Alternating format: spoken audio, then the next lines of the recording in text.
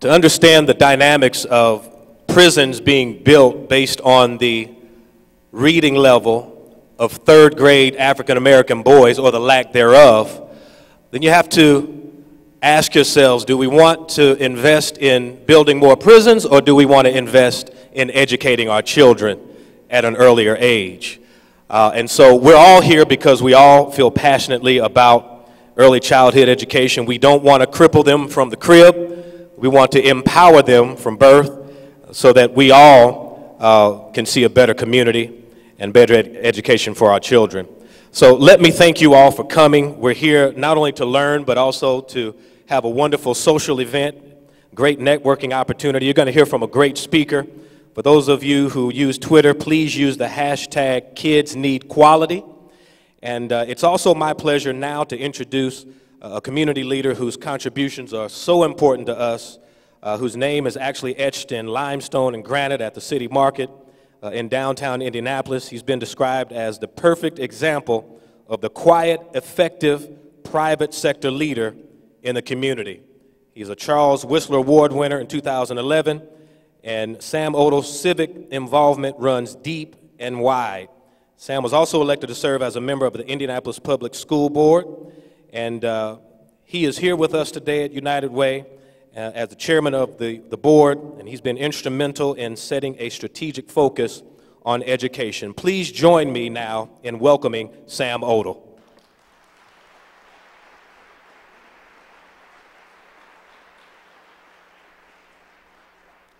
Thank you, Pastor, and thank you and your congregation for hosting us all today. On behalf of United Way, it's my pleasure to convene this summit. Thanks to all of you for devoting your time to this important question. How can we do a better job of providing our youngest children what they all deserve, the strongest possible start in life? Actually, your first question might be, what stake do any of us have in what happens before a child starts school? And Reverend Hampton has already answered that. The answer is what happens before a child ever steps foot into a public school is vitally important to the success of that child's entire school experience, their ultimate career, and their whole life. My role today is to introduce the 30-minute documentary that we will be viewing, Are We Crazy About Our Kids? It is one episode in a series, The Raising of America, Early Childhood and the Future of Our Nation, now in production. After the viewing, we are delighted to have one of the featured experts you'll see in the video with us for some remarks and a question and answer session. You'll notice a note card on your chair. Please jot down your questions as you watch the documentary or as you listen to our keynote speaker. Ushers will collect your questions and get them to the moderator. I don't want to spoil anything, but I think it's safe to tell you this economists are studying the cost and benefits of high-quality early childhood and preschool, and they're worried. They're worried not because we're spending too much, but because we're spending too little where it matters most. Now please join me in watching Are We Crazy About Our Kids?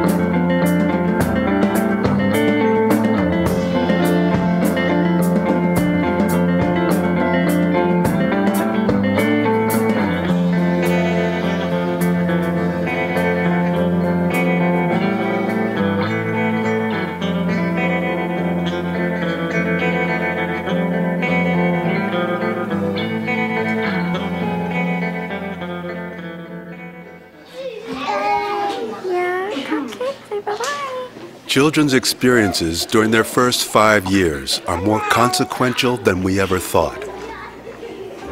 Hi, everybody. And of all people, not just parents, pediatricians, and teachers. Yes, I'm going to do some with you. If you let me, can I just play too? But economists are paying attention. Hi, I'm Art. Neural synaptic connections are occurring in a child's brain at ages 0 to 3 at a rate of 700 a second. The worst fallacy in this business is to assume that the abilities, the motivations, the skills of people are fixed at birth. They are not. What happens in that 36-month period is important as far as whether a child is going to be trusting and curious and active and able to interact with other people in a productive way. What I came to understand was that ability was multiple in nature, that you could actually start, even at the earliest years, shape the ability and increase the possibilities of individuals for their life. So that became very exciting to me.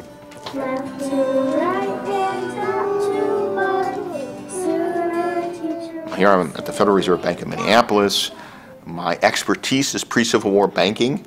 I worried a lot about business cycles and financial crises and unemployment and inflation. How does somebody with that background, I know that song, get involved with early childhood, prenatal to 5?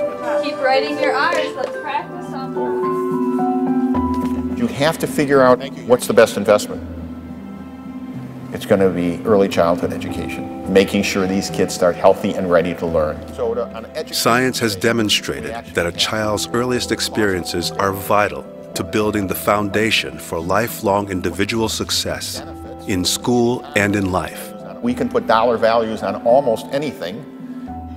Economists are adding new data to this argument, studying 2 initiatives in particular: high-quality early care and preschool, calculating how much they cost and how much they pay off to our economy. And they're worried, not because we're spending too much, but because we're spending too little where it matters most. You can make moral arguments for higher ed, for K through 12, for reducing crime, for reducing pollution, but policymakers need more than moral arguments. We asked a very direct question that most economists or business people would ask. What was the return on the investment? The first study to catch the attention of Rolnick and other economists was from a high-quality early childhood experiment for low-income children in Ypsilanti, Michigan, called Perry Preschool. Founded in 1962, Perry Preschool grew out of the spirit of that time, the growth of the civil rights movement, desegregation, and equal opportunity. The Perry children had master's-level teachers and low student-to-teacher ratios. Educators even visited the families at home every week. The Perry kids were compared to a group of their peers, a control group, who weren't in the program. Both groups have been followed for 40 years. They found that the children that were in the high-quality program were less likely to be retained in the first grade, were less likely to need special ed, were more likely to be literate by the 6th grade, graduate high school, get a job, pay taxes, start a family, and the crime rate between the 2 groups, the randomized group and the control group, the crime rate goes down 50%. So those look like pretty good outcomes. And those outcomes equal hard dollars. The program was expensive, but economists calculated the benefits. The Perry students were more likely to stay on track in school, have higher skilled jobs, and contribute more in taxes, and less likely to incur the social costs of welfare and prison. The Perry kids are now about 50 years old. We followed them for 40 years. What did we learn? Many things. It's very successful in terms of the economic performance of the children. For each dollar invested, you get back somewhere between 7 and 10% per annum over the lifetime of the child, which is a huge rate of return. That translates, depending on the study, to to a payoff of $7 to $16 for every dollar spent on the program. What we found is some of those same traits that are starting to be fostered early in life. Solving problems, but also getting along with others, and basically planning in a wise way, pay off, and pay off substantially. Yet despite the benefits, today public investment in affordable, high-quality programs like Perry is so low, only a fraction of our children can attend them. But up north, just across the U.S. border, one place took note of the lessons offered by the Perry model.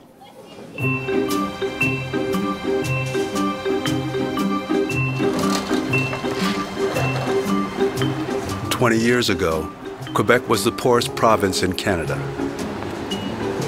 It was stuck in a recession, and 1/4 of its citizens lived in poverty. The Prime Minister was alarmed by skyrocketing social welfare costs. He asked psychologist Camille Bouchard to head a task force to come up with solutions.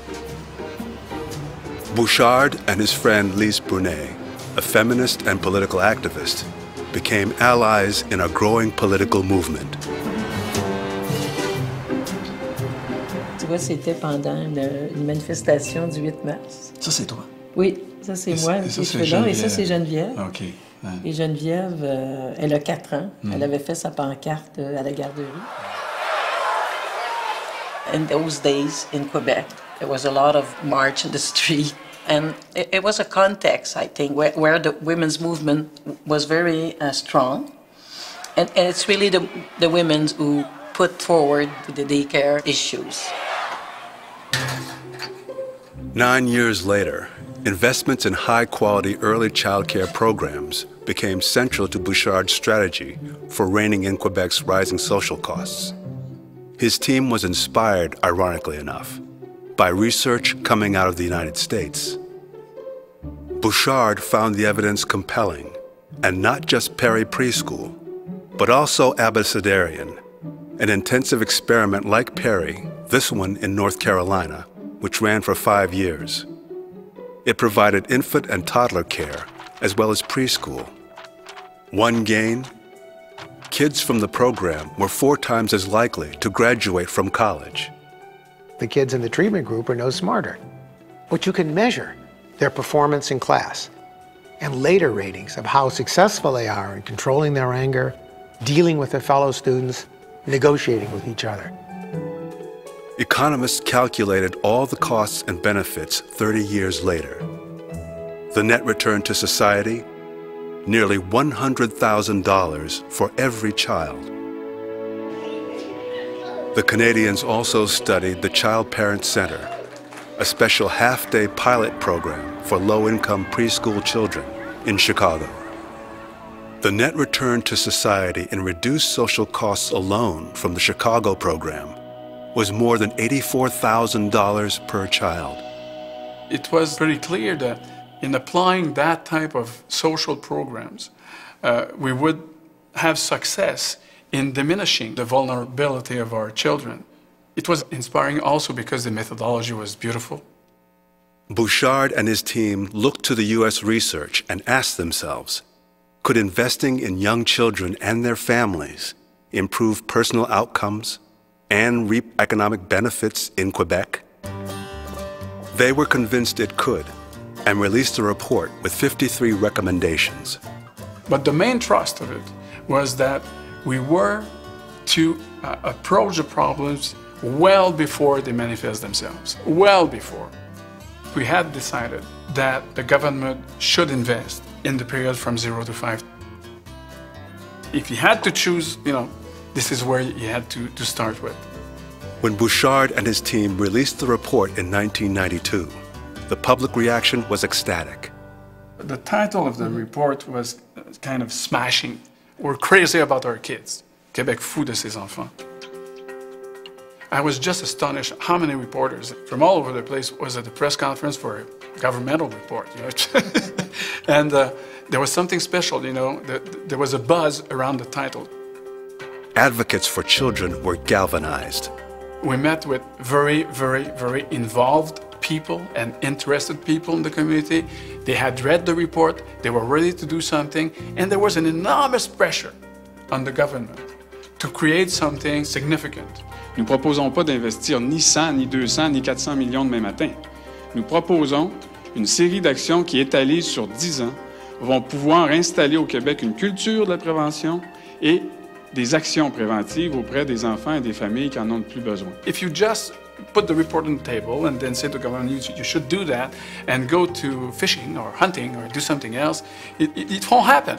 You know, you have to have a constituency around the report. The first, it was like little projects, you know, and for a couple of months, and after that, they wouldn't have any money to continue, and so it was step by step asking the government to put in place a real strong system.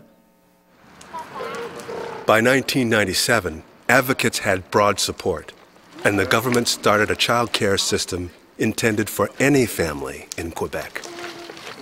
The tuition, $5 a day. It would cost almost $1 billion in the first year alone, and no one knew if it would actually reduce poverty and social costs. Investing in early childhood is a no-brainer at this point. But when you start a network like that, knowing not only the initial investment to get it going and really the structural change that you're putting in place and the annual recurring cost, there are a lot of risks. C'est qui a changé de place? Annie Robillard directs a child development center known as a CPE in the Montreal neighborhood of Villeray. Today, 16 years later, parents pay $7 a day. Toi, Ima, ta maman s'appelle? Marie-Ève. Marie-Ève. Toi, Simone, ta maman? Isabelle. Comme la maman à Juliane, 2 Isabelle. Toi, Vladimir, ta maman? Isabelle. Ta maman? Valérie. Comment ça va? Un beau dessin? Oh! Oh, t'en as 2 beaux dessins! Bravo! Bravo! T'as eu une belle journée? Most every afternoon, Alexis Chartrand, a freelance media producer, picks up his son, Vladimir. Où ma maman? Il s'en vient? Maman, elle travaille, elle va arriver plus tard. Oui, OK? Maman, elle travaille. Puis il s'en vient! Oui, elle va être là plus tard. OK. Est-ce que tu peux apporter ça, s'il te plaît? CPE spots are coveted. There still aren't enough to go around. Vladimir was on a waiting list for 2 years. It's actually, it's like a call from God. I have tons of friends that are on the list and waiting for the list. When they called us, first we didn't believe it because normally most of my friends called before they have their child. So, oh, you're pregnant. All right, let's go. Viens-tu, madame? On va aller manger.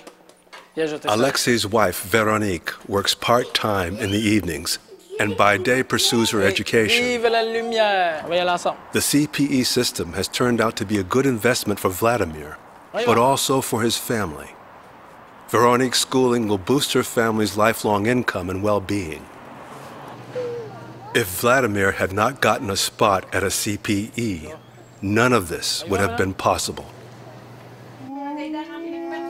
Quebec's child care system is costly, and most of the returns will pay out when children grow up. But one benefit appeared right away. We used to have a lower labor force participation compared to the rest of Canada, but since the new family policy, we have surpassed the rest of Canada.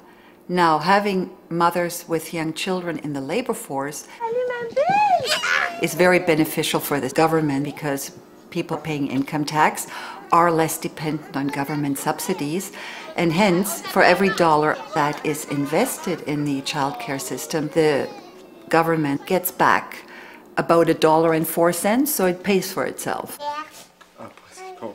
Affordable childcare is not the only investment Quebec makes in its families. By law, all mothers can take 40 weeks of paid maternity leave at 75% of their salary, and most of the leave can be shared with the father. But that's not all. Mothers receive free universal pre- and postnatal care and services. Businesses must provide flex time and nursing breaks for mothers. You have commonly situations of parents being able to take up to a year off, and the participation of fathers, because you can share their times into that, has changed the dynamic in so many ways. That too is important and can't be neglected. This time is so important. They're so small, and you're not going to live that again, so I think it's important just to live this with your child. Only 60% of Quebec's children have access to subsidized childcare spaces, and the demand keeps growing.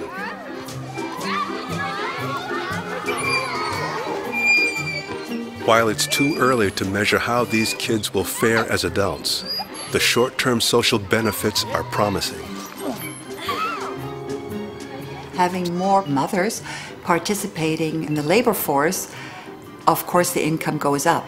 So that's why Quebec has the lowest rate of children growing up in poverty.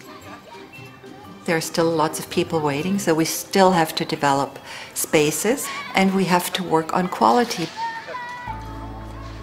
Family policy in Quebec has wide support. No politician would dare try to dismantle it. More and more, the U.S. has become an outlier in its child and family policies.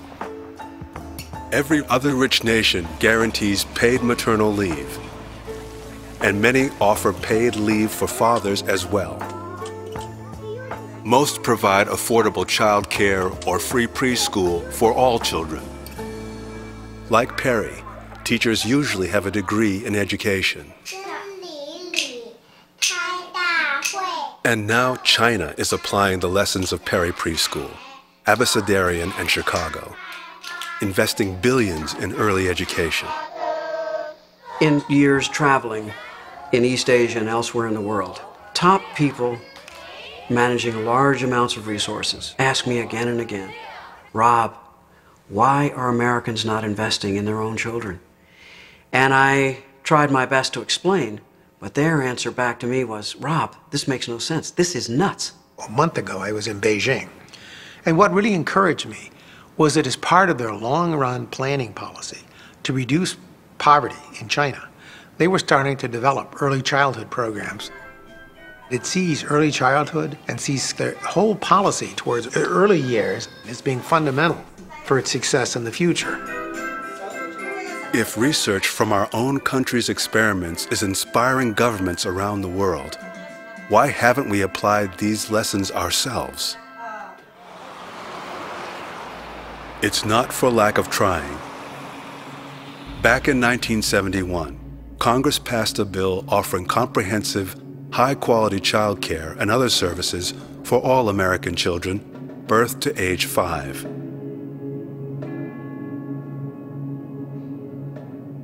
It was vetoed by President Nixon.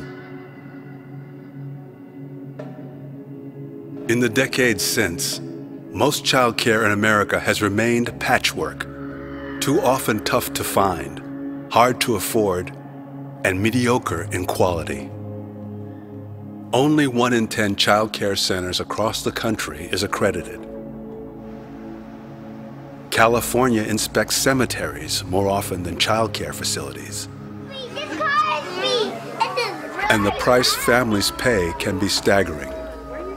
Spots at Head Start and other subsidized programs are limited, while private center-based care for a 4-year-old can run $12,000 a year or more.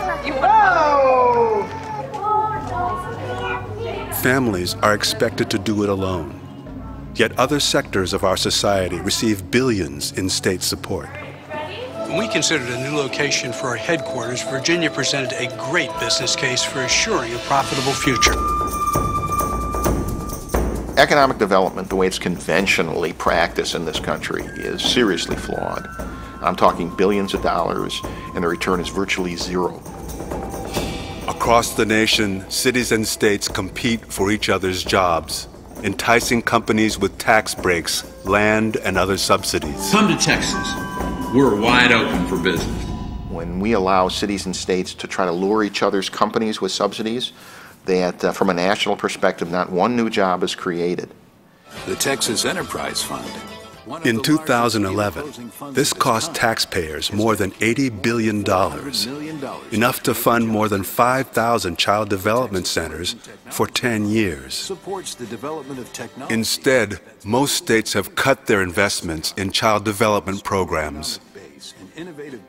So when we say that we have a budget crisis, it's not a shortage of money that we're talking about. There's plenty of money. This is lobbying power, which assures that our political system continues to try to keep the spending patterns unchanged. The economics of it just doesn't hold up. You want to make sure you have sustainable economic growth, invest in your kids. Everyone's saying earlier the better. It's more efficient. If you wait, it's going to cost you a lot more money and you're going to fail a lot more. I'm a new member. I'm going to join in January. We are not producing the workforce we need. With Goldman Sachs, Bob Litterman. We're producing a large number of people who are going to be unable to compete effectively on a global basis. And we create a two-tier society. So we say to those kids, sorry, that accident of birth is going to shape your life, and we're not going to help, even though we know how to help, and we can do it in an effective way.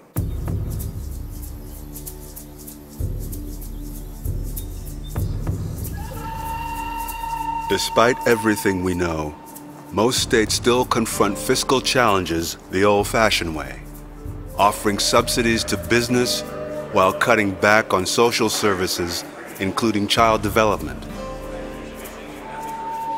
When Utah Republican State Senator Aaron Osmond was appointed to the state's Education Committee, what he found sent him in a different direction. Our special education growth is outpacing our normal student growth. We're spending a lot of money on special education without the outcomes that we really want. Nationwide, special education is provided for children with developmental delays. In Utah, the costs were spiraling.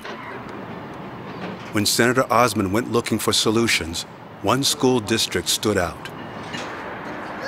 Granite District in Salt Lake City is large, and many of its families live in extreme poverty. In 2006, the district decided to invest in high-quality early education, like Perry Preschool had 40 years earlier. Leonardo, can you put this one up for us? Children coming from at-risk family situations often look like children who have disability, and yet what they really have is a lack of opportunity. The dog. Woof. Many of these kids come from homes where English is not spoken, and in the past would have been steered to special education. What impressed me most about their preschool program was how engaged these young children were in the educational process. Hey, this one is O. Can you say O? And how organized that the entire setup was. Is this the letter O? No, where did it go? These teachers knew exactly what was going on, the kids knew what was going on, and they were participating in the process. I always tell our staff that I know that we're right on target and that the kids are right there with you when they're kind of coming up out of their seats and they're leaning forward and they want to get to the teacher. The letter is A. We know we've got them engaged in an activity, and when you're engaged, you're learning. Bed first. The children were given standardized tests at the start of preschool, and their progress has been carefully calculated. 238 children, a third of all tested, scored so low they would likely need special education when entering elementary school. But after 2 years in Granite's high-quality early education program, only 11 of those 238 students were assigned to special ed. Jason, Ray, Diego, and Maria were among the low-scoring students. They are in 5th grade now and have been testing as well in math and language arts as the kids in high-income schools. The first time I did it, I got 11 minutes and 26 seconds. And the second time, I got 8 minutes. Wow. At first, when he gives us the homework, I look at it and I think, do I know this or do I not? Will I need help? Will I just do it by myself? Right. And then once I get home, I've already thought about it. How many of you are planning to get that alumni award? All of these 4 children were in a range where they were potentially eligible for special education at that moment. My mom wanted to move me to another school, but I'm like, no, please, please, no. We didn't put them in special ed. We found that over 4 years that the state alone saved $1.4 million. And if you include the federal savings, it was an additional $1.1 million for a total combined state and federal savings of $2.5 million. We have an opportunity to mainstream these students and save significant dollars down the road, and there is the statistical, historical evidence that it will work. This is an issue. In the face of ongoing opposition, Senator Osmond continues to push forward 2 bills. One to start more pilot preschools, the other to keep them all sustainable. The concept of sustainable financing is allocating budget right now as a set-aside to be able to reinvest again in the future based on future savings that you hope that you will realize, thus creating kind of a cyclical nature that there is always funding available for this particular program. The reality is, though, that we still need to prove to the legislature and to many groups in the state that that investment is worth it. It seems like we do a lot of this early intervention, but it seems to wash out by the time students get in the 7th or 8th grade. And I'd like to find out why that's the case. We're not seeing the washout. Not only are they not washing out, they're still at the top of their class. They left preschool and entered kindergarten at the top, and they are maintaining at the top. In 4th grade. And if they're maintaining at the top, Granite District's preschool program is reversing a seemingly intractable national trend, where the achievement gap between high-income and low-income children has widened by 40% since 1970. A 22-point gap between low-income and high-income schools in the Granite School District in language arts was reduced for the preschoolers to a 5-point gap. It's so compelling, you cannot avoid having the conversation. Why not invest early?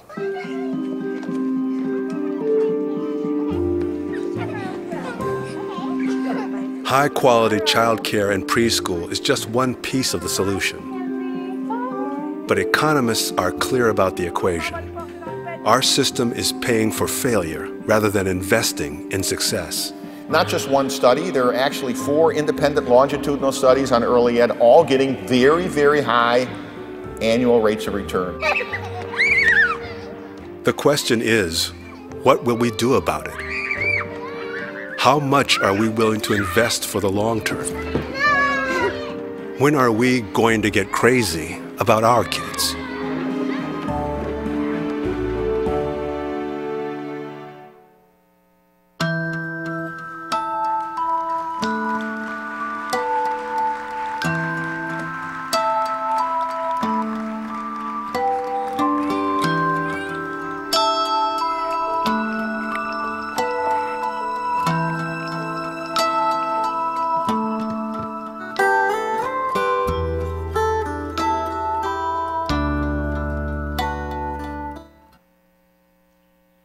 Well, good morning.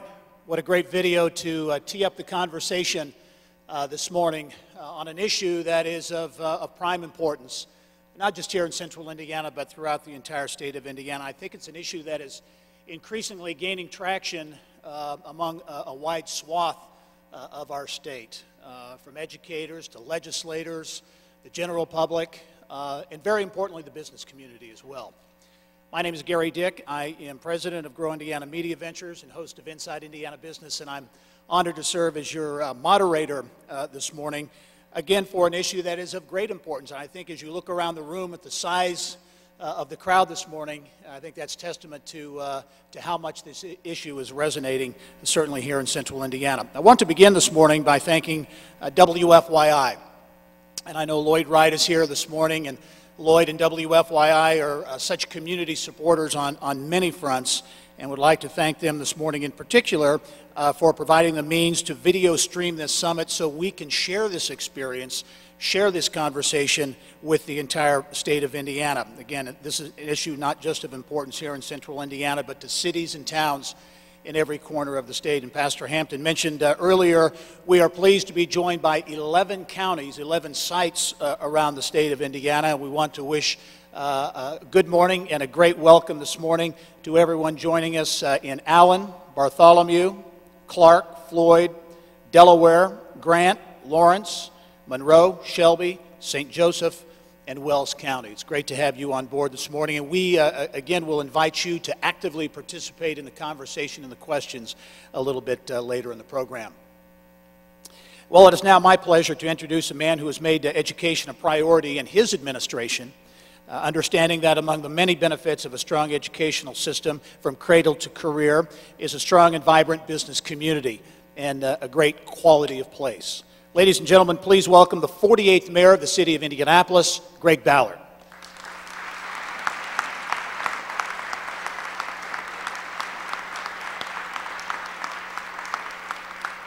Good morning.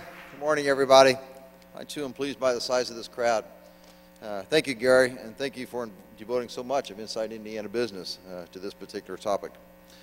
The future of Indianapolis will be determined by its ability to attract and to retain residents. And without question, proximity to high-quality schools is one of the top desires of people when deciding where to live. Indianapolis is already home to many great educational choices for parents, including the public schools, the private schools, the public charter schools. But having great schools is only part of the solution. We must also make sure that our children are ready for school. So it is my pleasure to introduce our keynote speaker this morning. Robert Duggar is an expert when it comes to assessing the effect of government policy on domestic issues. He began his career at the Federal Reserve Board, and in the 1980s served on the staffs of the House and the Senate Banking Committees. He is a tireless champion for early childhood development and organizing strong business coalitions nationwide to support investing in the needs of future generations, even from before birth to age 5. He co-founded Ready Nation to bring the business community together to strengthen our economy and workforce through better early childhood education. His work earned him the first 0 to 3 Reiner Award for outstanding advocacy on behalf of very young children. And I am eager to hear his ideas and his experiences. Please, everybody, welcome Robert Duggar.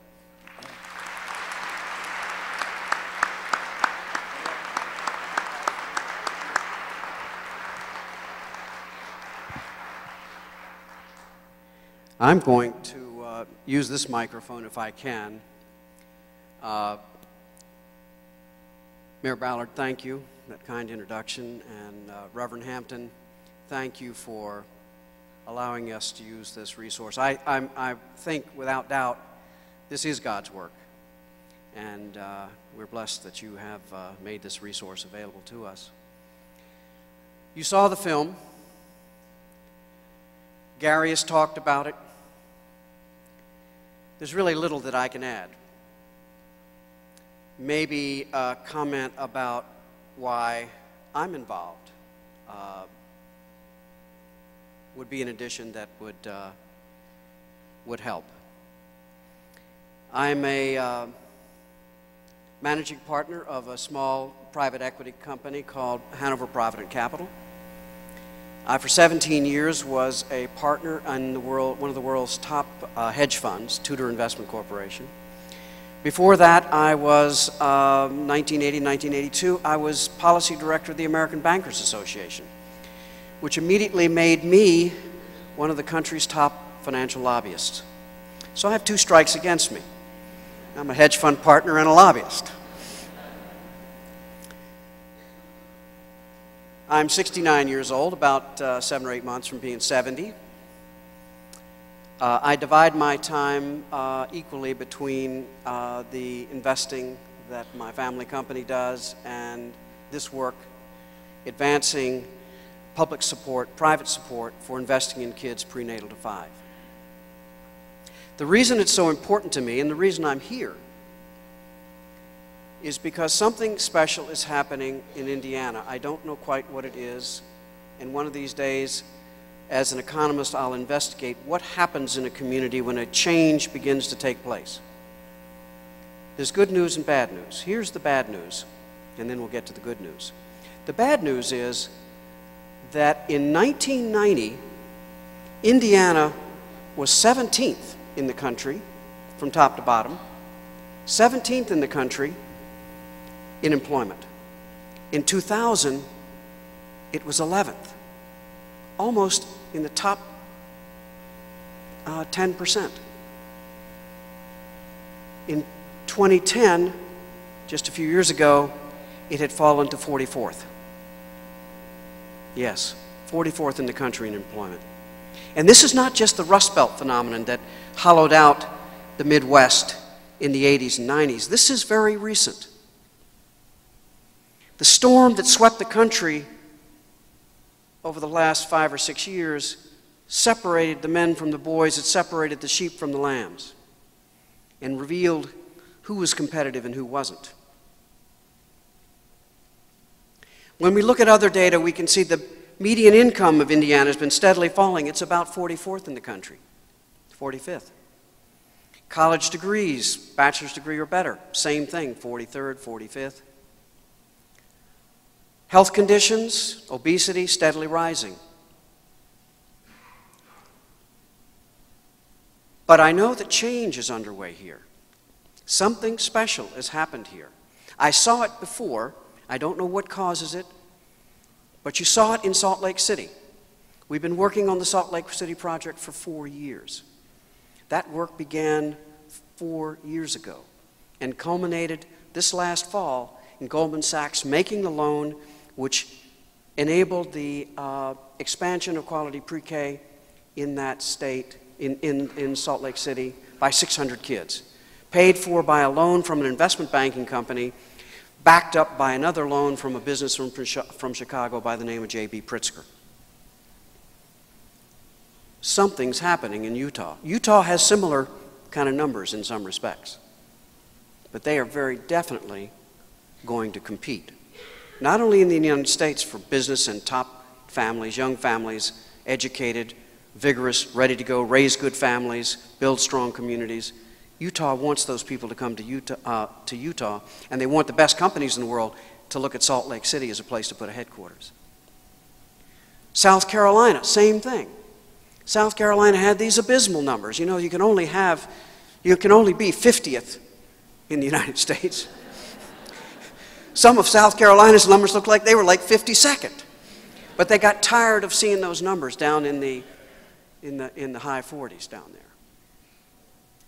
The Greenville United Way. Oh, did I mention that the Salt Lake City project was basically headed up by the United Way of Salt Lake? If I didn't, that's an important oversight.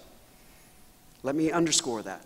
It was the United Way of Salt Lake, particularly a man named Bill Krim, working with Janice Dubno and Brenda Van Gordner, who ran the pre-K program. It was those people who initiated a process of change, kind of opened up people's eyes. United Way of Greenville, backed by a grant from the Duke Foundation at Duke University, has begun a process to begin to turn things around in South Carolina. And they're focusing even earlier, not pre-kindergarten. They're going at prenatal and those first few years of infancy and toddlerhood. They're working with those at-risk moms to break that generational cycle of poverty. They're going to teach these at-risk moms how to be supermoms, how to raise great kids. They're going to reduce hospital neonatal intensive care costs, reduce the incidence of emergency room visits, reduce child welfare referrals, reduce prosecutions for abuse and neglect, and they're going to end up with healthier, smarter, cooler kids by the time they're 2 years old. So that when they're going into pre-kindergarten, those kids are like, they're ready. And those moms are completely able to take care of themselves in a modern society.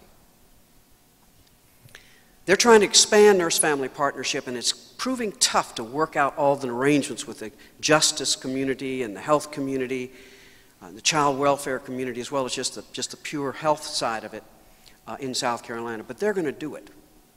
And that's going to be the next big story. The reason I'm here is I get a call from Jay and the good people at the United Way of Central Indiana, and they've asked me to come here, and I can see change taking place. I'm in a room of 400 people, and I'm told there are another couple of hundred people watching this by video connection, technology which I don't understand, but I'm absolutely blessed that it's indeed with us. Change is underway because this many people have recognized that they don't want to be down there in the mid to low 40s in all these indicators. They don't want to be on the bottom half of this delamination of American society. You've all maybe heard of Tyler Cohen's book, Average is Over. Tyler Cohen's book talks about how people who are educated and able to work with technology, their incomes are going up. The people who are not well educated, can't work well with technology, their incomes are going down. But this upper group, by income level, that's only about 15% of the population. The other 85% are struggling, and they face a kind of underfunded future of diminishing opportunity. Where is Indiana on this divide? Well, obviously some people have figured it out. They're on the underfunded, losing economic opportunity side, and they don't want that to be Indiana's future, and they've invited me, but I'm the smallest part of what they're doing. They are pushing legislation, 2 pieces of legislation, which could be the process of beginning change in Indiana. To get Indiana tipped towards investing in human capital at the earliest point in life, so that in time Indiana has a national and even global reputation as a great place for talented young people to come and raise a family. A great place for modern, energetic, creative companies to come and operate their headquarters. That's what Indiana wants, and frankly, I can see that the beginnings of that are a possibility. Now, how did I get to this? As I mentioned earlier, I'm a recovering hedge fund partner. My work with Tudor Investment Corporation involved me in traveling all over the world. There isn't a central bank or a legislature or a finance ministry that you can think of that I haven't walked the halls and talked with people and gotten to know what it is those countries were wrestling with. The lessons from that were very important. Obviously, as an investment company, we were interested in their financial policies, their monetary policies, and fiscal policy, and that sort of thing. We also wanted to know, were they solving the deep structural problems the country faced? And what I found is all across East Asia, from South Korea, Japan, China, we saw a lot about China. I've got more to tell you about China. China's a real competitive place. Taiwan, Singapore, Northern Europe, Finland, Norway, Sweden, Germany. These people were focusing on youth human capital development in a way that I knew as an American we were not doing. I knew nothing about early childhood or education, but I could see that as an economic issue, they were focusing on human capital, and they were focusing on it in a big way. To give you an example of just how big a way, Jim Heckman and I are friends. We've been friends for, 15 years. Art Rolnick and I are friends for about the same period of time. Jim is working with the China Planning Commission on a project to study kids from prenatal months through the rest of their lives. And where in the United States, if you added up all the kids that have been in all the studies that have been done, maybe the number comes to 5,000 to 10,000 kids have been studied significantly over a long period of time. 5,000 to 10,000 at most. The Chinese are undertaking a study of early child care, nutrition, parenting, and development, and education. The sample size is 275,000 children. That video that you saw about how China is focusing on its young people is no joke. They are studying it in a way that is absolutely historically large. Now, the results of their research are going to be available to the whole world. But we're going to have to compete with the results of that research. Indiana's going to have to compete with the results of that research in terms of human capital competition. And what I really like about what the United Way of Central Indiana is talking about in the dinners and conversations I've had over the last few days is that you guys intend to compete effectively. You may be a little bit where you don't want to be, and it's going to take time to get the ship righted. But I think what Mayor Ballard talked about, and I can see the commitment of Reverend Hampton in making these kinds of resources available, that this ship is going to get turned around. And Indiana is going to be competitive again. It's going to be 11th in the country again, or 17th in the country, but it's not going to be 44th.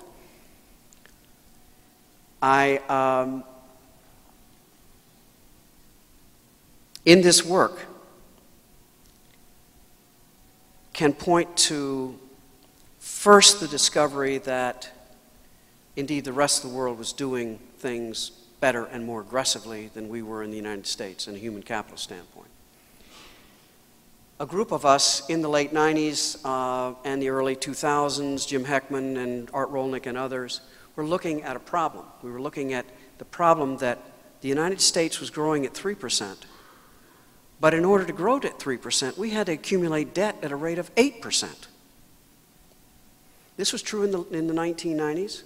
We then had the stock market downtown. Then we had the 9/11, and the economy was in the, it was in a bad situation. And still, 2004, 2005, we had the economy kind of growing again, but debt was going up and up. We knew it had to tip over. We knew it would be household credit. But that wasn't our question. We weren't interested in the question of when or why. We were interested in the question of what do we do afterwards. When the debt crisis hits, afterwards there will be a time of clarity when people realize you've got to give up that model and try something different. What is it that this country should do? And this group of thinkers looked at information technology, infrastructure, health, aerospace, space exploration. They looked at everything. And they found that in every instance, the core ingredient was one that we were missing, which was human capital. You can't do infrastructure rebuilding, you can't do bioscience, you can't do information technology, you can't do extractive industries, you can't do any of that stuff if you don't have the people. And we were on track to not have the kind of people we needed. So the group decided to focus on human capital, and we muscled around in human capital for a while, and then we realized, the whole story is conception to age 5. That's when 85%, 90% of the human brain is formed.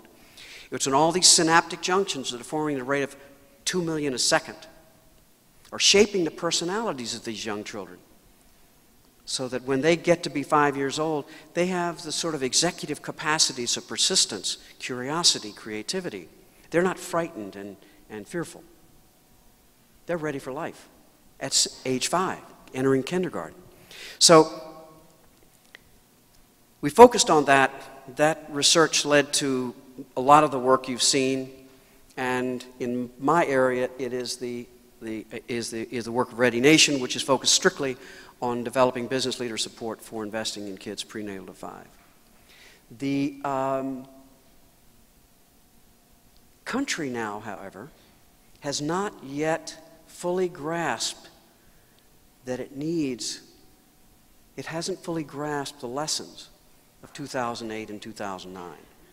We're still kind of hoping that consumption-led growth, maybe debt-led growth, is going to kind of get us back. So we're operating with still fairly large deficits, zero-rate monetary policy, kind of keeping the system going. But what I like about being here in Indiana is that maybe it's I don't know what it is.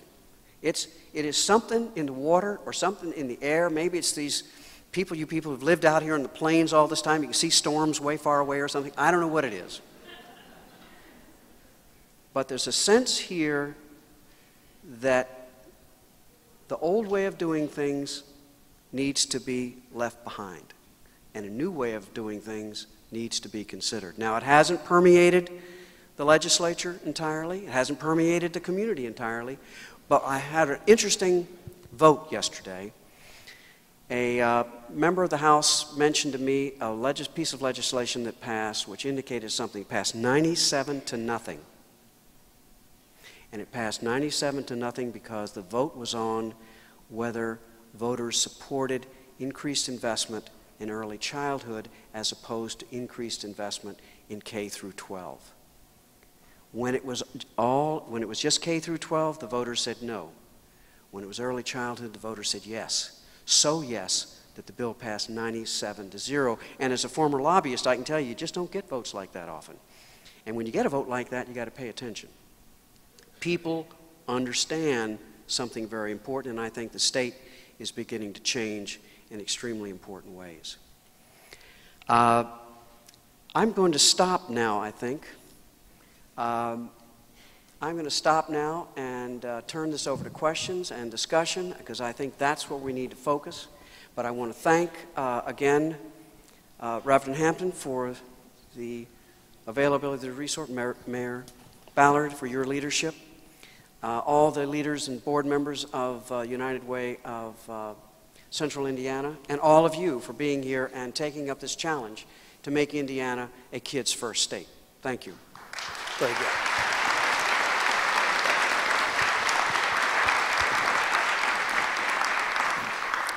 Rob, thank you for those great remarks. And thank you as well. Rob was kind enough to stop by our Studio I yesterday for an interview, and we'll have that interview this weekend on Inside Indiana Business Television, so I hope you can tune in for that. You touched on this, but you've had a busy few hours in Indiana, met a lot of people, legislators and others. I wonder if you could perhaps expand a bit just on some of those conversations and why you feel as though the tide is turning here in Central Indiana, but perhaps statewide as well. I feel it's turning. The legislators I talk to are beginning to wrestle with what this is all about. They're hearing the voters, and whereas in the past they would kind of dismiss it with a kind of, oh, it's fade out, we don't have to worry about that sort of thing, they're now having to face the question, well, yeah, there may be some fade out, but how come these kids are all graduating at higher rates from high school?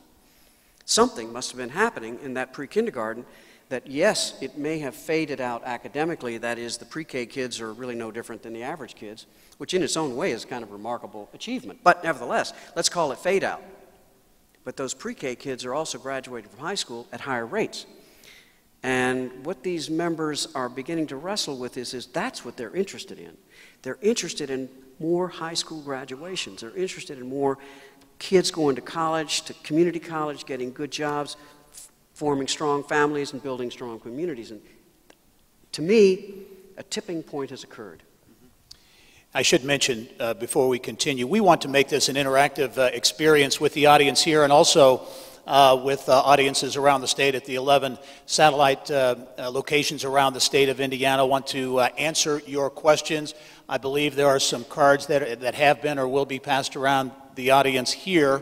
If you'd write down any questions, maybe questions you had coming in, questions you've thought of since hearing Dr. Duggar's remarks, put those on the cards. They will be collected and brought up here to the stage. Also, statewide, feel free to tweet your questions here, and we'll try to get to those as well. And importantly, for those Twitter questions, the hashtag is Kids Need Quality. Kids Need Quality is the hashtag for those tweeting from around the state. Rob, we hear entrepreneurs talk all the time about that aha moment. You know, when they reach that point, say, this is it. This is, you know, they know they've got the what it takes to get this idea, this innovation, and create something big out of it. Let's say. Perhaps there are business people in the audience here who are interested and supportive of early childhood learning and education, but maybe they haven't reached that aha moment that you obviously did at some point. What was that moment? When did you really understand that this is an important thing to do, and this is something I want to make a big part of my life's work? When I saw Art Rolnick's original Federal Reserve Bank of Minneapolis paper on the economic returns from Perry Preschool, which was a program in the late 60s that tracked kids throughout the rest of their life. And he calculated the return on investment of Perry Preschool, a preschool for at-risk kids. And he showed that the economic return from Perry Preschool was much higher than could be earned in the stock market over very long periods of time. It said to me, we have a fundamental market failure at work. These returns are too high. These returns on investing in kids are too high. It means we need to invest a whole lot more here and a whole lot less someplace else. You mentioned return on investment, which is central to business thinking. Yeah. You make the business case for supporting early childhood education and early childhood learning. Are there other things beyond that return on investment, the bottom line, the workforce, the other positives that are associated with early childhood education, other things that are takeaways regarding early childhood? Well, yes, clearly, where you have moms and dads who know how to be good parents, you begin to build stronger and safer communities. You have a whole lot less cost associated with criminal justice and the cost of justice, the cost of crime, the insurance costs associated with crime. You have just a much more efficient society. And I think that, in addition, we have a more just society. We don't really pay the attention to this that we should, but society has an obligation to all its citizens. And over the years, whether through the American Revolution, the Civil War and the ending of slavery, the Civil Rights Movement, women's right to vote, these have been steps in progress of advancement and expansion of civil rights. And so what we're talking about now is equipping kids to access their inalienable right to pursue happiness under the Constitution. This is an inalienable right affirmed by the Declaration of Independence and guaranteed by the Constitution. And we are now in the process of beginning to equip all kids to be able to access that civil right. And I, for one, believe that accessing this civil right is not just a question of Constitution or law. It's a question of faith. This is what Christ taught us. This is what faith is all about. We are making progress. God intends this progress to be made. And I think that's an important aspect, though it's not often spoken about enough. One more question before we get to some of the questions from the audience. You mentioned Salt Lake City in Utah. You mentioned some examples of communities, states where progress has been made. As you look at those locations, is there one theme? Is there one driving force that have made things happen? Is it the business community, the legislative community, combination of all? Or what role did the business community play in those areas? The business community played an enormous role. Janice Dugno was a retired investment banker from Boston who moved to Salt Lake City to go skiing. That's all. She moved to Salt Lake City to go skiing, and she volunteered with Voices for Utah Children, and in the course of it was looking at some numbers that the Granite School pre-kindergarten was developing in terms of the success of the graduates of those, and she noticed, did you know that this number of kids multiplied over 9 years is enough to pay for pre-K in the first place? And they said, well, no, we didn't know that. And so what had happened is that, and I don't want to make too much of this, but I think it's absolutely true, it is a higher power that is bringing these people together in this way and revealing what must happen, what must happen is that the United States becomes a more kids-first society. And that little tiny event was the aha moment and that was a businesswoman, former investment banker, then working with United Way, which is the board of the United Way in Salt Lake, trust me, is a board of very, very serious rock rib business people. And they saw it and they said, let's do it. I would tell you, just as an anecdote, we are seeing corporate Indiana step up in a big way in early childhood education. Wabash National Corporation in Tippecanoe County, a traditional manufacturer, A-House Tool, smaller company in Richmond. PNC is here, and that's a big thrust of PNC's focus nationally, but Connie Bond-Stewart's here, and locally that's a real passion for Connie and her team as well, so I think we're beginning to see it around the state. Question from the audience. When people argue or don't believe the Perry data, what are their concerns and how can we address those concerns? Well, one of the concerns is that it's a very small sample. And the answer is, if you get statistically significant results from a very small sample, what it means is that the result that you're looking at was actually very, very powerful. That's the key. Even though it's a small sample, if it's statistically significant, it means the result was extremely powerful, just the way they calculate statistical significance. The other is, well, that was a long time ago. That was a long time ago. Kids aren't like that anymore. Teachers aren't like that anymore. The reality is, kids are exactly the same.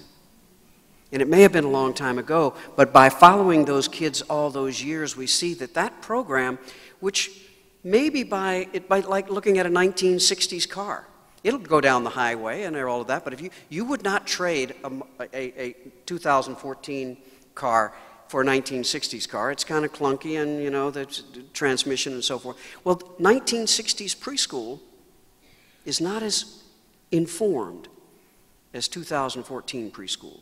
So whatever results you got with those low-income kids in the 1960s, and you followed them and you found them to be profound, not only did they affect every aspect of the child's academic and social life, but graduation and college attendance and job and family formation and earnings. It also affects, we now know, their health. We find that 30-year-olds and 40-year-olds out of the Perry preschool actually have lower risks of heart disease. This is going to be published in Science magazine next month. These are enormously important discoveries. And are kids different? No, they're not different at all. The 4-year-old in the 1960s is just like the 4-year-old today. Another question from the audience, and a reminder to our statewide audience as well, if you'd like to tweet questions, the hashtag is Kids Need Quality. Kids Need Quality. Question from Indianapolis here. Indiana has recently taken up the issue of providing funding for preschool education. Do you feel that funding preschool is the right place to begin, or should the focus be more on prenatal to age 5?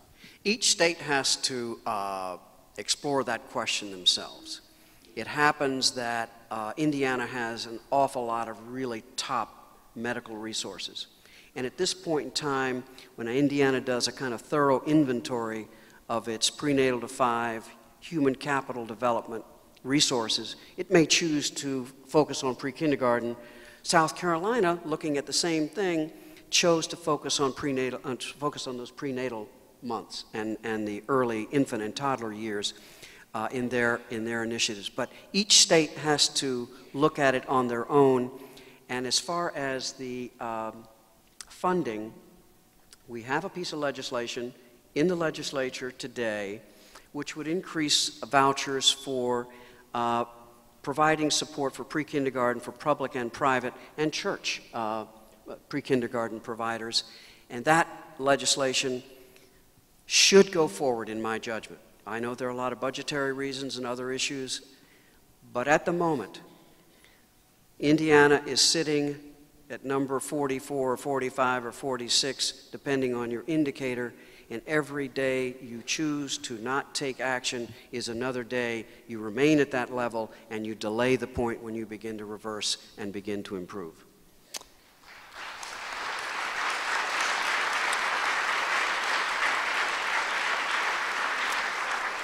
Another question from the audience. Indiana does not have a sufficient number of professionals to develop more quality early education environments.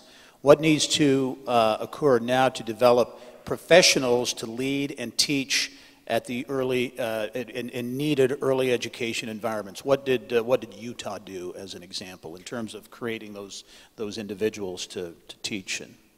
Well, very clearly, pre-kindergarten teachers are not paid very much. And so there's not a whole lot of interest of people. Yes, that's right. They're not paid. And let me add, speaking as a financial guy and investor, there's a kind of market failure, a very powerful and important market failure. The value, the economic value that a pre-kindergarten teacher actually creates, the human capital that they actually create, they're not being paid for that value creation.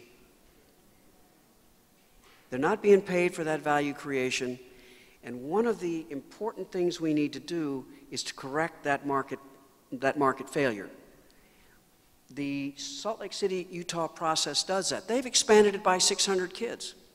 Now it happens, that's about as much as they could expand it, because they didn't have the pre-K teachers to do a whole lot more. But as they expand it, and as the economic returns become clearer and evidence continues to build and build and build, the demand for pre-K teachers is going to go up and the compensation is going to go up and the quality is going to improve. I don't know if this is too much of a technical piece, but there are several questions along this line, so I think we should ask it. With the current proposed early childhood funding for Indiana, it does not allow for funding home visitations for families with kids prenatal through 5. Funding for home visitation programs is scarce. Can you talk about the importance of home visitation programs such as parents as teachers in the overall goal of improving early childhood? Clearly, whatever happens in a child's brain that shapes its personality in those early years, what happens when it is 1-year-old or 2-year-old is going to be greater than what happens when it is 3-year-old and 5-year-old. A 3-year-old and a 5-year-old is, a 4-year-old is just basically more resilient, developed human being. What's happening to an infant is shaping their personality, their temperament, their capacity to trust, their ability to relate to other people far more profoundly than later. So when South Carolina looked at this,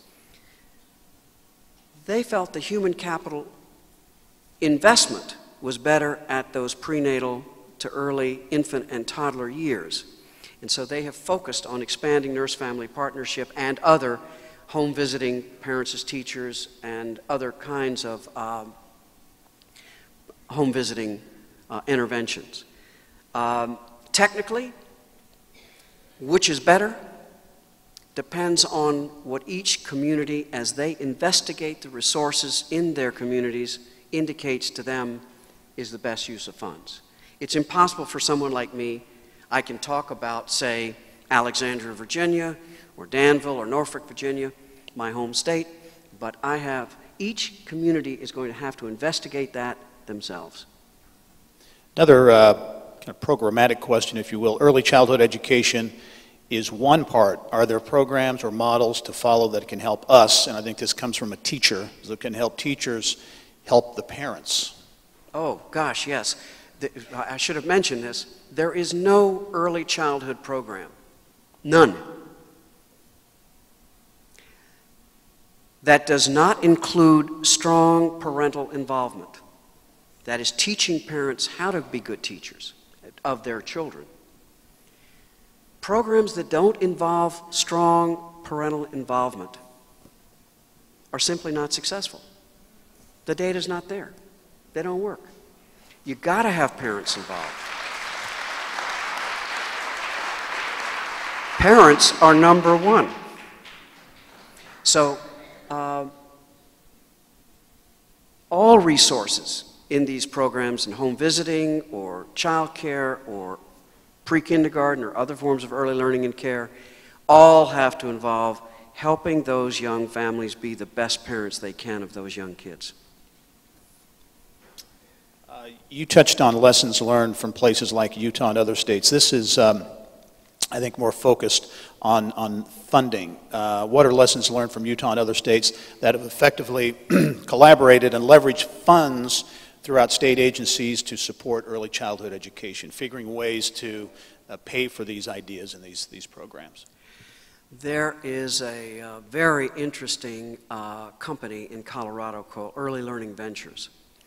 And what Early Learning Ventures is doing is finding ways to knit together all the revenue sources that home visiting and pre-kindergarten would have available under all the various state and federal agencies. Right now, it's actually very hard for a daycare provider to get paid all that they should get paid, simply because the funding sources are so diverse. There are at least 10, 12, 13 different funding sources. And it's very hard for somebody who's really interested in raising kids and helping kids and taking and dealing with moms and dads and helping their life to be better, to be going back then in the office with a stack of paper and a computer that doesn't quite work and trying to get all these systems to pay them on time. No, there's a separate company, Early Learning Ventures, and there are others that are beginning to do this to help with the back office side of this, to enable providers of good quality early care and education to get paid the full amount they're authorized under law. Another money question. As a financial advisor or investor, would you recommend to state legislatures or local governments to borrow funds to invest in early childhood education and repay the loans from future savings, lower costs of crime, etc.? Oh, no question about it. One of the interesting things about this whole pay for success movement that we talked about in Salt Lake City and increasingly say in South Carolina is that it's sort of a self-extinguishing activity. Do you think the county of Salt Lake is going to pay interest to Goldman Sachs once they find this thing works? No, they're going to issue the debt themselves and do it themselves. They're going to cut out the middleman. It's very helpful to have the private sector do this and work out the mathematics and work out the recovery, work out the economics of it. But once it's established, it makes much more sense for local governments to do it themselves. Another question from the audience here in Indianapolis. Talk more about the significance of opportunities for all.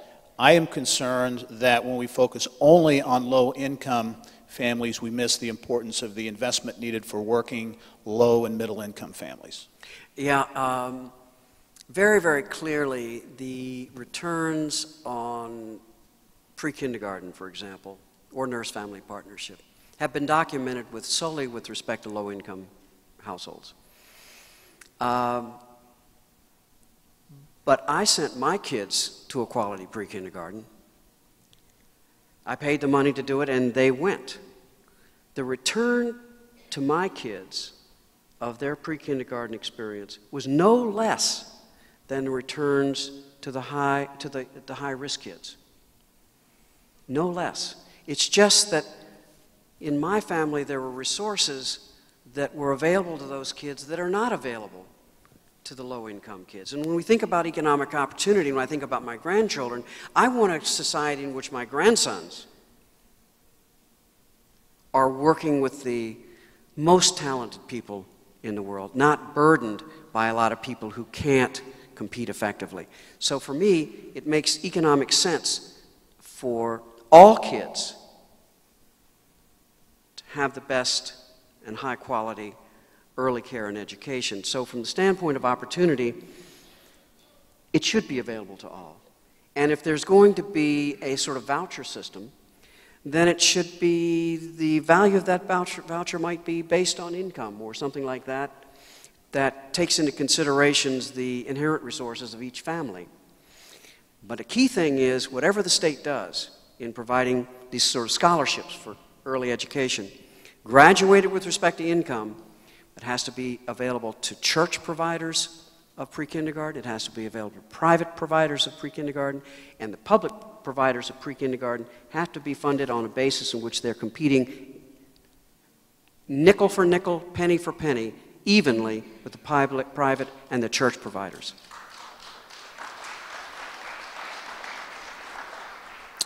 Another question in terms of kind of metrics and accountability. I have two questions that are basically the same. How was quality measured in Utah? Granite schools. Is there a state-level system similar to Indiana's path to quality? The other, what types of oversight accountability systems should be in place at the state level to ensure quality? Well, there are a lot of states that are implementing sort of quality rating systems, quality rating and improvement systems, and those are good. They're sort of like, you know, you go to a 5-star hotel or a 2-star hotel, and obviously, you know, you think the 5-star is going to have cleaner sheets than the 2-star or whatever. But in the Salt Lake City case, quality is measured very, very simply. Do those kids arrive at school ready to learn? Do they get assigned to special ed or not? That's the only thing Goldman Sachs and J.B. Pritzker are interested in. They're not interested in where the bathrooms are, how many books are on the shelves, or whether they've got a lot of toys on the floor, or any of that. They don't care anything about that. The only thing they care about is when those kids arrive at kindergarten at the Granite School District, are they being assigned to special ed or not? And if they're not, good job. I think you and others have touched on this, but a question, why should Indiana employers care about early childhood education? What can they do about it? What would be your message to employers in terms of getting engaged, maybe beyond, you know, writing a check, which would be important certainly, but beyond writing a check, how can employers engage in the process? Well, what's really great about business people is that they know when operations are going well. I mean, a woman or a man walks onto the shop floor, they know whether things are working right or not. They can just, sometimes they can almost smell it. It's extremely important for employers to go out into the communities and go visit child care centers. Go visit them. Go see the kids. Go see the teachers. Go see what they're dealing with. Get a sense of what's involved in producing a ready-for-school 5-year-old. That's crucially important. What does it take to produce a ready-for-school 5-year-old? Every employer of significance anywhere should be going into these places, seeing what's happening to understand it. Now, this is the key. This is the key. The most important product the United States economy produces is ready-for-life 18-year-olds. You can't operate any business anywhere unless we're producing these 18-year-olds. And what the Department of Defense analysis shows is that 75% of the 18 to 24-year-olds who apply to be members of the armed forces can't qualify. They can't qualify because they don't have a high school degree, or they are obese or other health problems. They have some criminal issue, or they have persistent drug dependency. Those 4 things knock them out. Can any businessman hire one of these people? No. The requirements of the Defense Department are essentially the same for every business. Now, would you get into a car today if there was a 75% probability that car is going to slip off the road? Would you get into an airplane whose quality manufacturing was as good as we're doing as a nation in producing 18-year-olds? No. Would you get into an airplane that has a 75% probability it won't even get off the runway? No. No. Quality is critical. We need to graduate as many ready-for-life 18-year-olds as possible, and the starting point of that is delivering ready-for-school 5-year-olds. There are lots of ways to measure quality, but that's the goal. And business needs to get in. If they want a workforce which 10, 20 years from now can compete with the best in the world, they need to get out, as the rest of us have done, and go into these child care places, these centers, whether it's healthy families, child care, pre-kindergarten, whatever it is, go out in there and learn what it takes to produce a ready-for-life 5-year-old.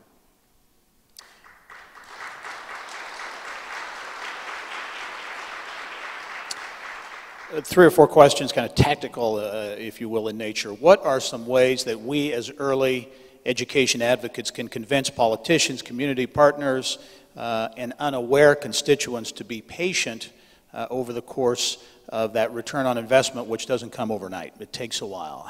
What's the messaging, and what strategically maybe should advocates do to help through the process? Patience is a very rare commodity. In this world of CEOs who basically don't stay in their job more than about 4 years, quarterly Financial statements is what drives business decisions. It's why the U.S. corporate community is not investing in long-term research and development like it used to.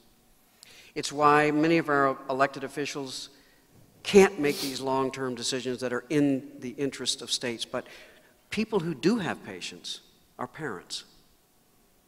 Parents, when they have a child, start on a journey that they know is a lifetime commitment. And it is parents that will shape political decisions. If you want Indiana to be a kids' first state, you must unelect every state legislator who does not vote kids first.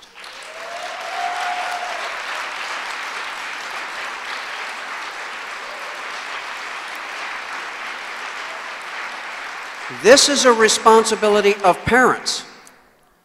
They are the uniquely placed people in our society who have a true long-term view of things. When parents truly focus on what this state needs in order to get a place where their kids can get a great education, a good job, start a good business, live the life that their parents want for them, it's the current parents that need to be talking to legislators daily and remind them that they are there because 1/3 of the population, when we go through the numbers that you can go through, 1/3 of the population of Indiana is involved in raising kids one way or the other. Parents alone are sufficient to make the legislature of Indiana, and parents in general in the United States are sufficient to make the legislature, the Congress of the United States, a kids first Congress and change the course of this country forever.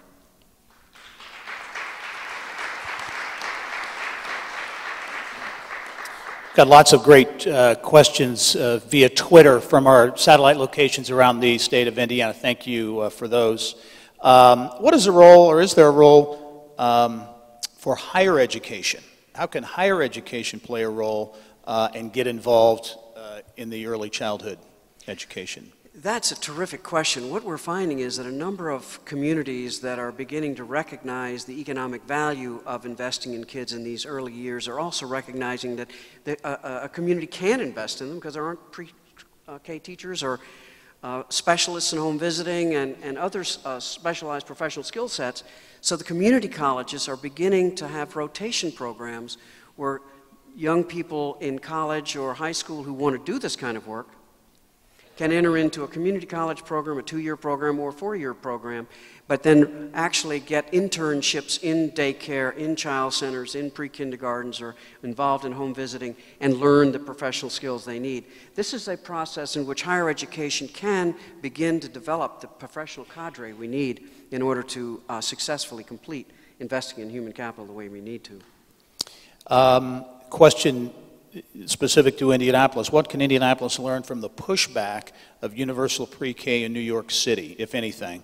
And are there other cities, and I think you've touched on that, other cities, Indianapolis and other cities around the state should be watching as the reform process continues here? Well, I think the key thing in New York City is that New York City doesn't treat all pre-K providers and early care and education providers equally.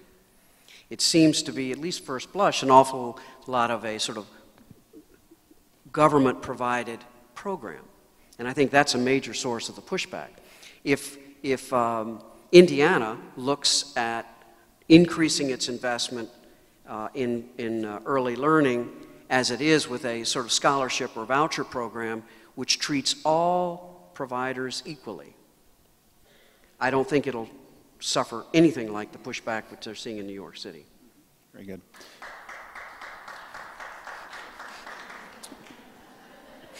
I think we got some advocates there. Yeah.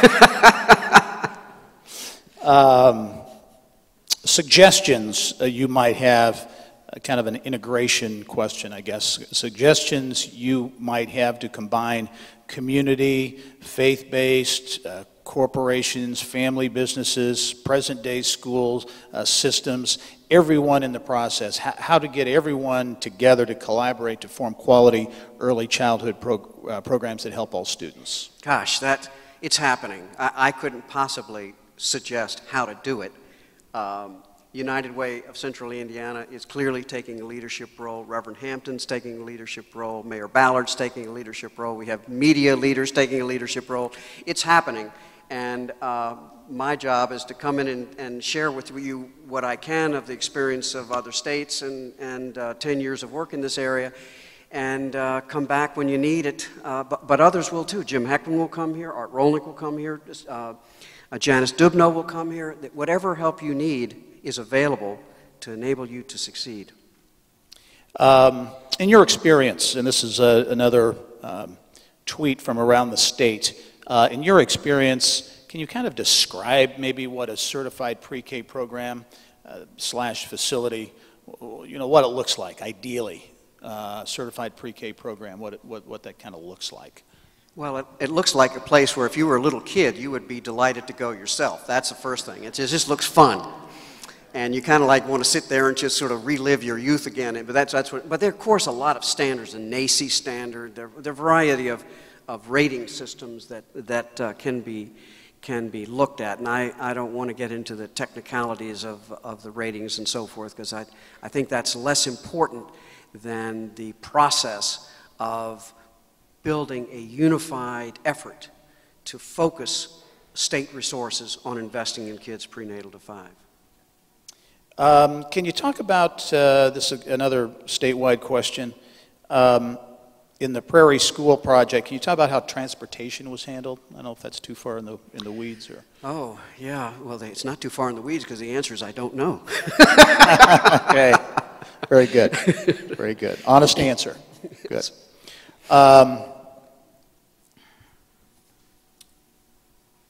How does early childhood education fit into the conversation regarding the growing income gap in the U.S.? I think there's an argument to be made that the skills gap, there's workforce, there's certainly a connection there, and then perhaps by extension the growing income gap in the U.S. Well, clearly income reflects opportunity. If you don't have the education, physical capacity, the health, energy levels, and the rest, you're not going to be able to compete for the good jobs. You're not going to get the better incomes. So rather than focus specifically on the income gap, it's probably more effective to focus on an opportunity array. So what we want to do is equip every kid coming out of high school with the capacities, as I said, to pursue happiness. Now, what does happiness mean? In 1812, a Supreme Court justice said, well, happiness pretty much means, in the United States, under the Declaration of Independence and the U.S. Constitution, happiness means the ability to practice your faith, the freedom to practice your faith, raise a family, enter into contracts, and do business. That's it. Pretty simple. That's America. And what we want is every 18-year-old to basically be able to do those things. Simple. Still have some questions that we won't be able to get to, unfortunately. A lot of great questions, and you've had a lot of great answers. So to kind of put a bow on things here, I'd love to offer you the opportunity, just some parting remarks, any final comments you would have. You've been very candid and informative, and I think insightful. So any final remarks? I don't have any final remarks except you guys just keep doing what you've started doing and finish it. It'll make the country stronger, and of course it'll make Indiana stronger. And we will have just tens of thousands of great kids coming out of Indiana, and that's what the country needs. Great. How about a big round of applause? Great job.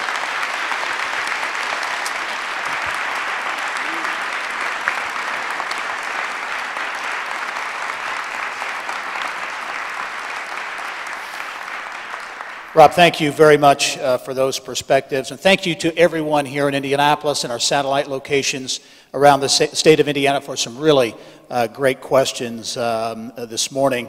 And again, Dr. Duggar, in appreciation, we want to give you an expression of our gratitude for taking the time to come here to visit with us, to give us some great perspectives, and for your advocacy also on behalf of children, which is substantial. But we don't want to overload your luggage on the way back home. So in your name United Way has made a contribution to the Early Readers Club, which is a program that since 2008 has put more than 1.1 million books, get that, 1.1 million books in the hands of Central Indiana children. A great program. Yep.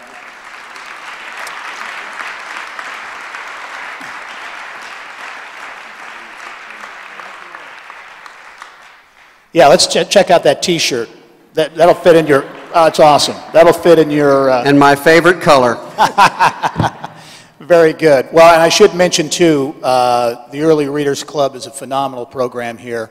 In fact, there's a new partnership with public libraries, and the Readers Club is now providing books and literacy training to children in child care, in-home care, preschool programs that are in the process of becoming paths to quality programs as well. Also providing books through library branches and designated underserved zip codes to bolster children's literacy. So a wonderful program. And again, Dr. Duggar, thank you very much for your comments.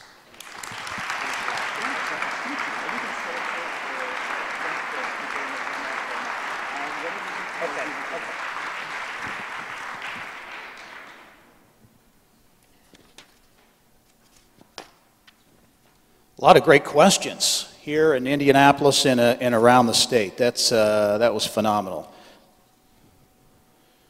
Let me make sure I get on the right page, because we have some people some very special people that we want to introduce and honor this morning. It's part of the reason certainly we are here. We want to acknowledge child care providers who are here today that have begun making progress in the first steps of the state's paths to quality rating system, very important system. Now, if your child care system operation has achieved a level 1 or level 2 on paths to quality, please stand now so you can be recognized if you've achieved 1 or 2. Congratulations.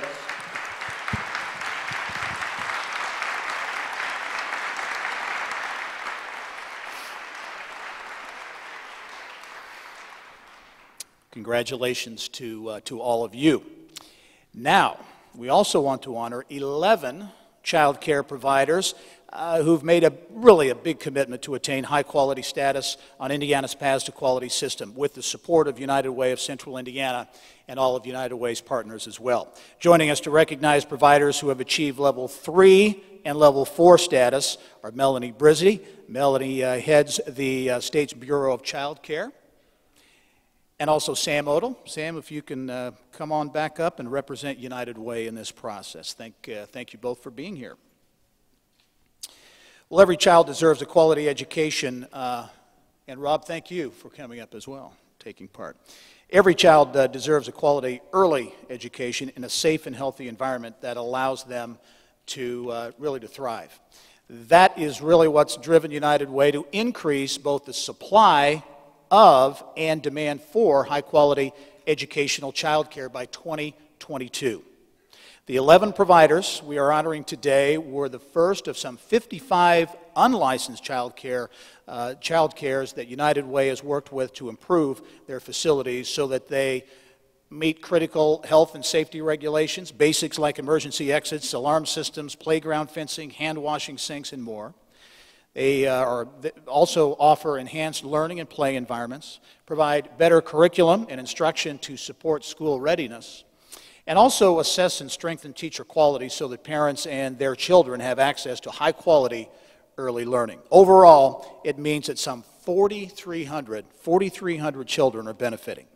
Please join me and join all of us in recognizing these providers who have voluntarily committed to provide high-quality care for our community's children. Now, the honorees, I think, they're all lined up, ready to go. Awesome.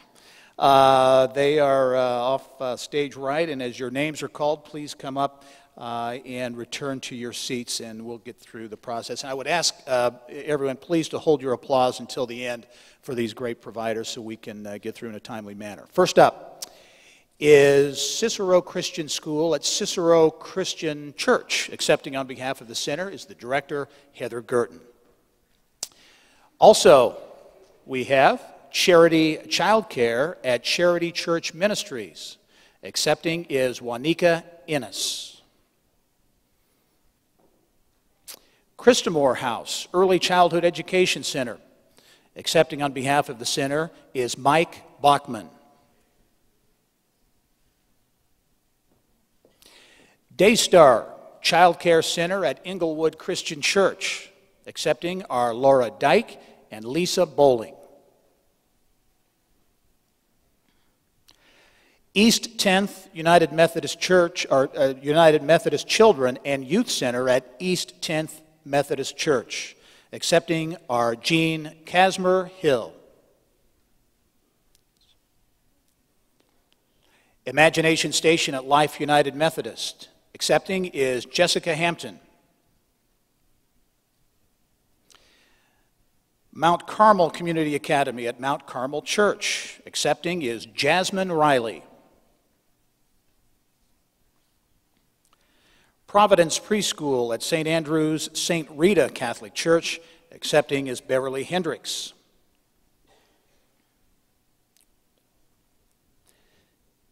Scribbles at Pittsboro. Accepting is Melinda Wardell. St. Lawrence Kids Care at St. Lawrence Catholic Church. Accepting is Catherine Coutan.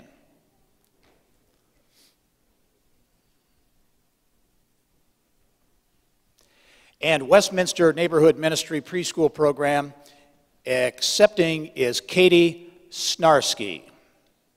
Let's give one big final round of applause for these child care pros in United Way.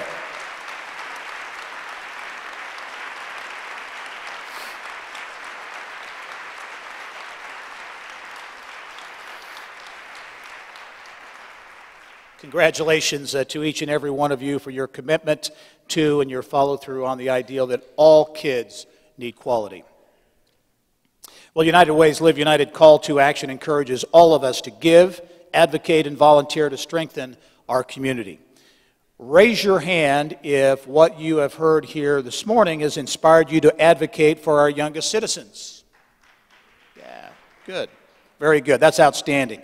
And here are two things that United Way is inviting you to do before you walk out those doors this morning. United Way wants you to join the Ready Nation Pledge by scanning the QR code on the poster board that's in the lobby. I see it being placed out in the lobby right now. So scan that QR code on the poster board.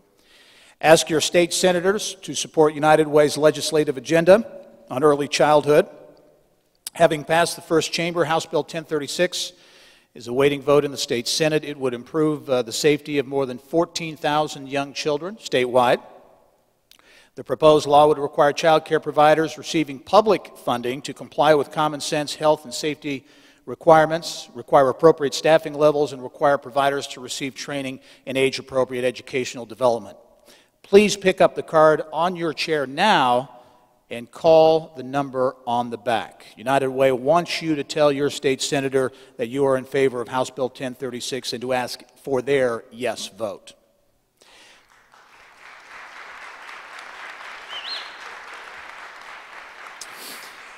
Well, thank you again, all of you, for your time today and for being a willing advocate for Indiana's children, and also, very importantly, obviously, our state's future. A special thanks to Light of the World. What a wonderful facility. Thank you for opening your doors to us this morning. And again, thanks to each of you for taking the time to be here. It shows your commitment to your community, to young people, and to the state of Indiana, which obviously is critically important. So that concludes our Economics of Early Learning Summit today. Go out and make it a successful day. Thank you.